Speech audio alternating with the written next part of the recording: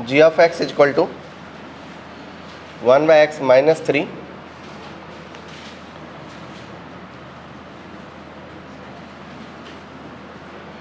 Then discuss continuity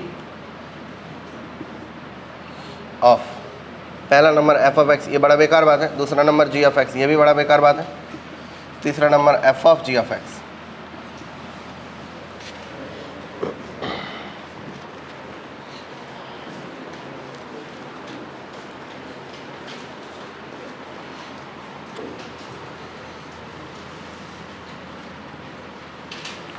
दूसरा question,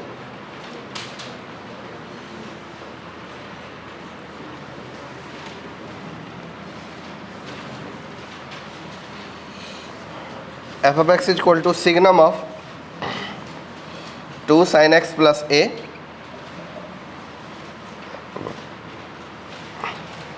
is continuous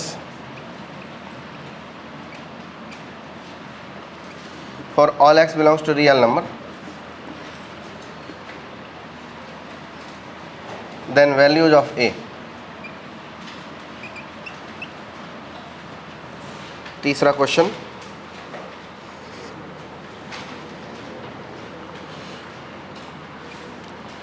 discuss continuity of fx is equal to signum x square minus 2x plus 3।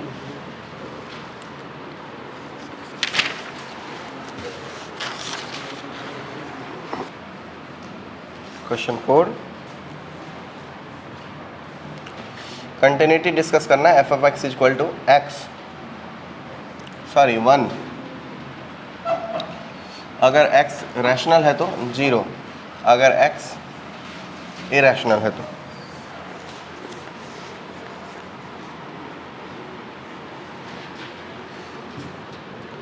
Question 5, if f of x is equal to 1 minus x,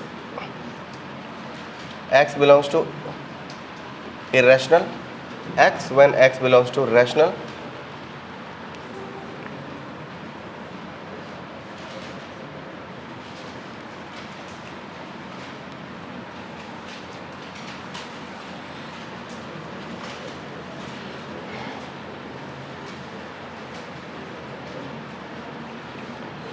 find x where f of x is continuous।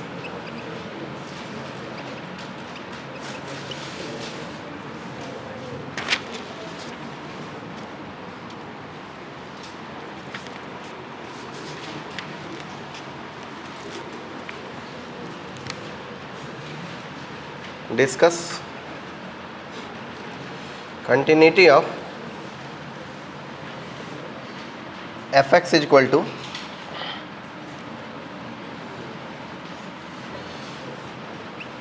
limiting value at x tends to infinity, limiting value at n tends to infinity, x to the power 2n minus 1 divided by x to the power 2n plus 1।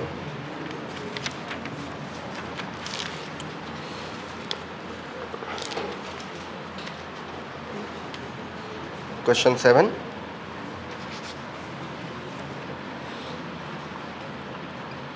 limit n tends to infinity, fx is equal to ln 2 plus x minus x to the power 2n sin x divided by 1 plus x to the power 2n is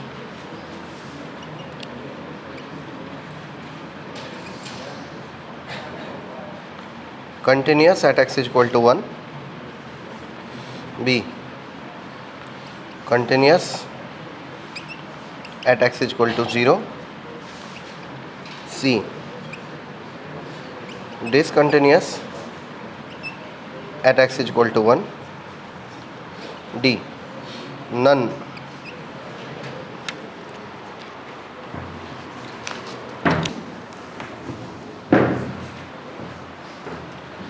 F of x discontinuous कहाँ पे?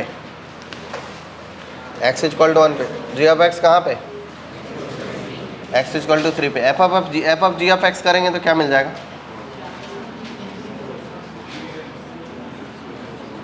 1/x-3 plus 3 divided by 1/x-3 minus 1 कितना हो जाएगा बताना ज़रा। 3x minus 9 plus 1 मतलब 3x minus 8 divided by 4 minus x। तो x is not equal to 4। ये सिग्नम है, कंटिन्यूस है हमेशा हमेशा के लिए। तो हमेशा हमेशा के लिए कंटिन्यूस होगा, इसका दो ही कारण, या तो ये हमेशा पॉजिटिव हो या फिर ये हमेशा नेगेटिव, दो पॉसिबिलिटी है। तो मतलब साइन एक्स की जो वैल्यू होगी, साइन एक्स की वैल्यू जो होगी वो क्या होगी, हमेशा पॉजिटिव होने पर -a/2 से क्या होगी, इक्वल नहीं होनी चाहिए, बड़ी होगी। तो -a जो हो जाएगा, तब यहाँ से a के बारे में लिखेंगे तो वो लिखेंगे -a जो होगा वो 2 sin x से छोटा होगा। तो a जो है वो बड़ा होगा 2 sin x। ठीक, तो 2 sin x का मैक्सिमम रेंज कितना होता है, 2 होता है। तो a क्या होना चाहिए, 2 से बड़ा। इसका मतलब a जो है वो 2 से बड़ा होना चाहिए। ये एक केस हुआ। दूसरा और केस है, दूसरा केस ये है कि ये माइनस नेगेटिव भी हो सकता है। तो अगर नेगेटिव हुआ तो 2 sin x plus a negative हुआ तो उस केस में sin x जो होगा वो क्या होगा, -a/2 से बड़ा होगा। तो 2 sin x से बड़ा होगा -a, तो -a 2 sin x से बड़ा होगा। तो इसका मतलब -a किससे बड़ा होगा, 2 से। इसका मतलब a किससे छोटा होगा, -2 से। तो इसका मतलब ये हुआ कि मॉड ऑफ a जो है वो ग्रेटर देन 2 है। यही इसका आंसर हो जाएगा। ठीक है, आपने ये दोनों चीज़ विचार की है कि सिर्फ एक की है, दोनों विचार किए ना आपने। ओके, कंटिन्यू या फिर ये इसकी कंटिन्यूटी चेक करने की जरूरत नहीं है। कहाँ कहाँ डिसकंटिन्यू है ये, इसके रूट पे। इसका रूट क्या है, रूट ही नहीं है। तो रूट है ही नहीं तो ऑलवेज कंटिन्यूस हुआ, क्योंकि ये ऑलवेज पॉजिटिव है। ये तो समझता है कि x-1 का होल स्क्वायर प्लस 2 है। अच्छा, अब बची बात इसकी कंटिन्यूटी चेक करनी है। तो कभी भी कंटिन्यूस नहीं होगा ये। एक नंबर रैशनल, उसके जस्ट पड़ोसी इरेशनल। तो इसका ग्राफ कुछ ऐसा बनेगा, कभी 1 कभी 0, कभी 1 कभी 0, कभी 1 कभी 0, कभी 1 कभी 0। तो ये कभी भी कंटिन्यू नहीं हो पाएगा। ठीक है, और जैसा मैंने ग्राफ बनाया हूँ ये चीज़ रिप्रेजेंट करता है कि एक नंबर रैशनल है, दूसरा नंबर इरेशनल है। गलत बनाया मैंने, ये भी हो सकता है।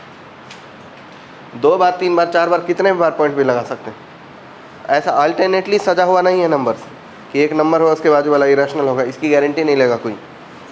और ये तय भी नहीं है, हम जानते भी नहीं है, कोई नहीं जानता।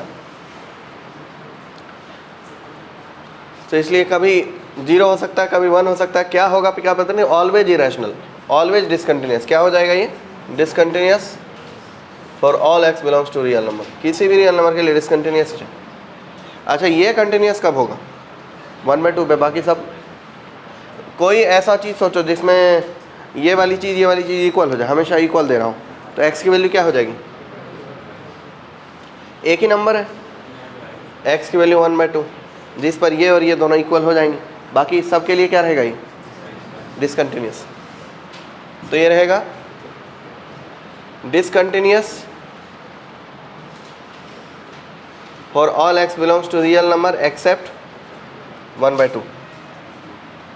उसका आंसर तैयार है। अब ये दोनों तो लगभग इक्वल ही क्वांटिटी है। ये इन्फिनिटी जाएगा, ये भी इन्फिनिटी, इन्फिनिटी -1, इन्फिनिटी +1, दोनों लगभग इक्वल ही है। ठीक है, तो ये ऑलवेज लगभग क्या होगा, 1 होगा, या 1 से थोड़ा सा छोटा। ऐसा ही सोचे हो, गलत सोचे हो।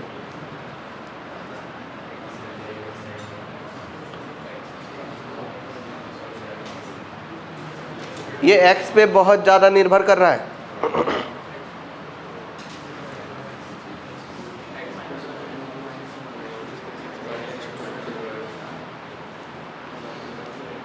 ये मैं नहीं बताऊंगा, ये आपको खुद ही करना पड़ेगा।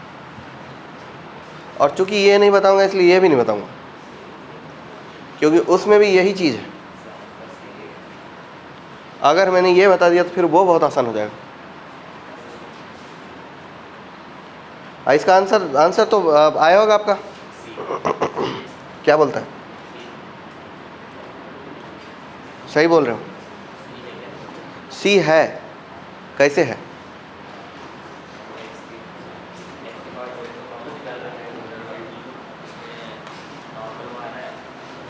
एक बात बताओ, x का पावर 2n कैसे कॉमन हो जाएगा? इधर तो हाइच नहीं।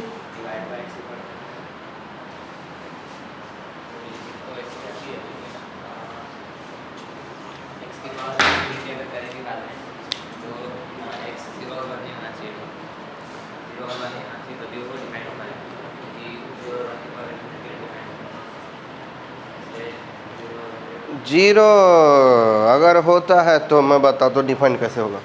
log 2 डिफाइंड नंबर, अब माइनस जीरो होने पर एग्जैक्ट जीरो और डिवाइडेड बाय 1, तो जीरो पे इसका वैल्यू log 2 होने वाला है।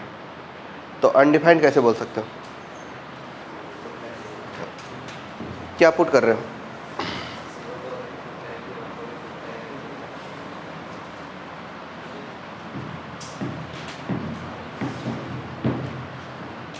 कोई लड़का लड़की इसका सही लॉजिक देगा?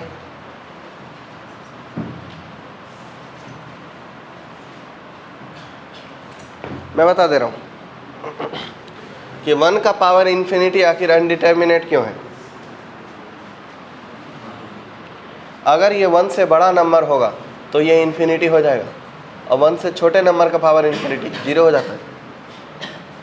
तो जैसे ही राइट हैंड लिमिट निकालने जाओगे ये 1 से बड़ा नंबर हो जाएगा। समझ पा रहे हो? और 1 से बड़ा नंबर हो जाएगा, इसके वजह से ये इन्फिनिटी इंटू साइन एक्स में कन्वर्ट होगा। और जैसे ही 1 से छोटे नंबर पे निकालने जाओगे तो ये इसकी वैल्यू जीरो हो जाएगी। तो ये फंक्शन ही दो अलग अलग फंक्शन बन जाएंगे, 1 के राइट में और 1 के लेफ्ट में। इस पर कोई फर्क नहीं पड़ेगा, 1 से बड़ा रखो 1 से छोटा रखो, एक जैसा वैल्यू आने वाला है। इस पर पड़ेगा, 1 से बड़ा रखोगे तो अलग, 1 से छोटा रखोगे तो अलग। 1 से बड़ा रखोगे ये हो जाएगा इन्फिनिटी, और ये हो जाएगा इन्फिनिटी, और 1 से छोटा रखोगे ये हो जाएगा जीरो। तो ये फंक्शन ही बदल जा रहा है 1 से छोटा या 1 से बड़ा पर, तो ऑफकोर्स व्यवहार बदल जाएगा। इसलिए 1 पे वो डिसकंटिन्यूस नहीं हो पाएगा, सॉरी 1 पे कंटिन्यूस नहीं हो पाएगा, डिसकंटिन्यूस। सेम इसी लॉजिक का इस्तेमाल ऊपर भी होगा।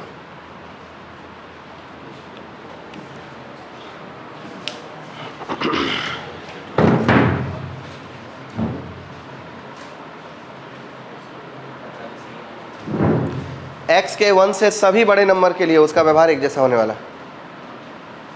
-1 से छोटे सभी नंबर्स के लिए उसका व्यवहार न्यूमरेटर डिनोमिनेटर का एक जैसा बिहेव होने वाला है। लेकिन -1 और +1 के बीच वाले नंबर्स के लिए बिहेव बदलेगा। बताओ सोच के कि वो व्यवहार कैसा होने वाला है। और आप तब तक सोचोगे, मैं तब तक दूसरा क्वेश्चन दे डालूंगा।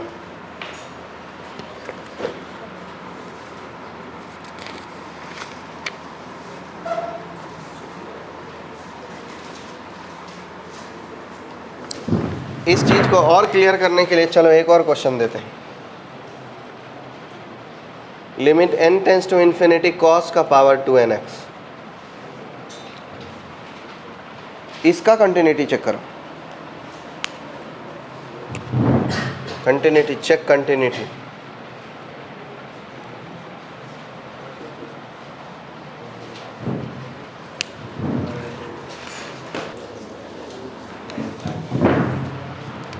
इसकी दो ही वैल्यू होने वाली है ना। जब cos x की वैल्यू 1 हो जाएगी या -1 हो जाएगी तब इसका वैल्यू 1 हो जाएगा। x की वैल्यू n पाई पे ये 1 हो जाएगा। और बाकी सभी के केस में cos की वैल्यू -1 +1 के बीच का नंबर है, उसका पावर इन्फिनिटी डालेंगे, जीरो हो जाएगा। x is not belongs to n pi पे। तो डिसकंटिन्यूस क्या हुआ? At x equal to n pi पे। पर ये पता कैसे चला कि एन पाई ही लिखना है? इसका ग्राफ ऐसे बनेगा दोस्तों, 0 पे 1, पाई पे 1, 2 पाई पे 1, 3 पाई पे 1, माइनस पाई पे 1। अब बाकी टाइम में रहेगा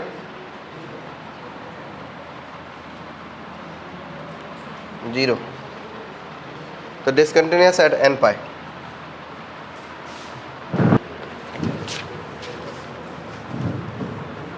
डिस्कस कंटिन्यूटी ऑफ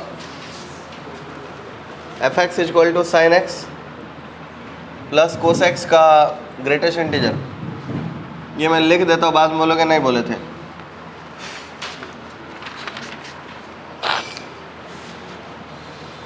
जीरो से 4 पाई तक खुला खुला कर देते इसको।